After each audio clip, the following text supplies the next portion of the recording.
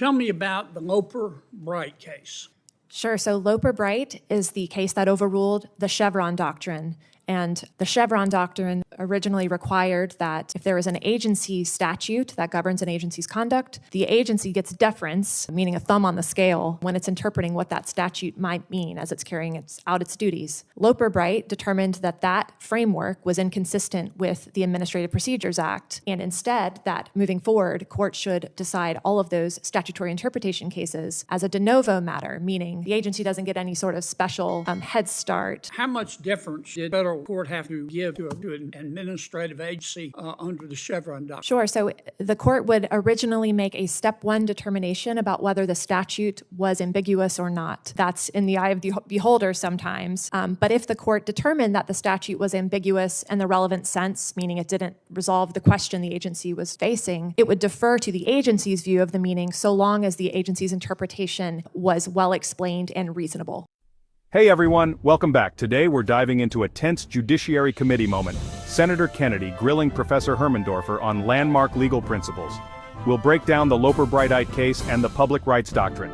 Love legal debates? Hit subscribe so you don't miss my deep dives. What's the relationship, if any, between Loper Bright and West Virginia v. EPA? So that's a fascinating question. I think West Virginia versus EPA applied Chevron, but said we're less likely to find ambiguity. And indeed, Congress needs to speak clearly if the agency is purporting to resolve a matter of, in the court's terms, political or social significance. And following Loper Bright, of course, there is no deference. And I think some have commented, including Justice Barrett, that the best way to think about West Virginia versus EPA in interpreting statutes is that it informs the context of how we understand what the statutory terms mean in the context of an agency delegation. So the fact that the agency is purporting to carry out its duties might resolve whether or not the particular question is sufficiently clearly delegated by Congress. It just seems to me like a distinction without a difference.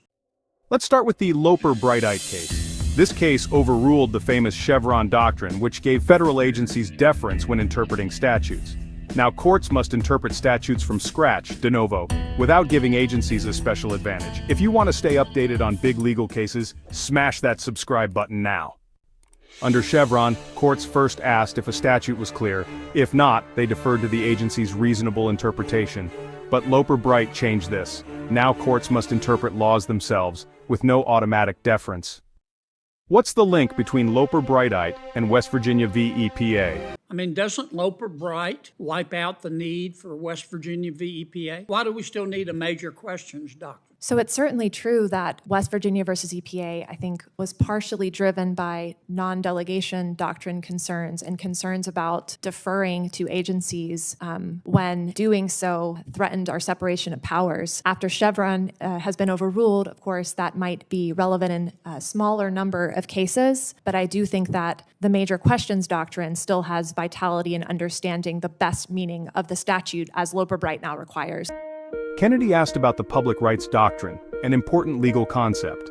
What's the public rights doctrine? So most recently, the public rights doctrine has been applied in the Seventh Amendment context, and the Supreme Court has a decision named Jarkissi, where there's a line of precedent saying that if a matter involves public rights, so the conferral of a public benefit, for example, that might be the type of matter that Congress can vest adjudication of in Article I tribunal or in an administrative agency. What's a public right? That's a very difficult question to answer in many cases. That's why I'm asking you. Yeah, so I think the best way to think about it is to contrast it with private rights. And what the Supreme Court has instructed with respect to private rights is that they're what we would think of as common law type claims. So contracts, property, torts, the stuff of Westminster in the court's terms. And so if you have a matter like that, that's the type of matter that needs to go before a jury to ensure that the Seventh Amendment's jury protections are abided. By contrast, if there's an internal administrative process, Social Security benefits, things like that, that looks more like a public right that wouldn't have existed but for the government granting it. And what did the Supreme Court hold in,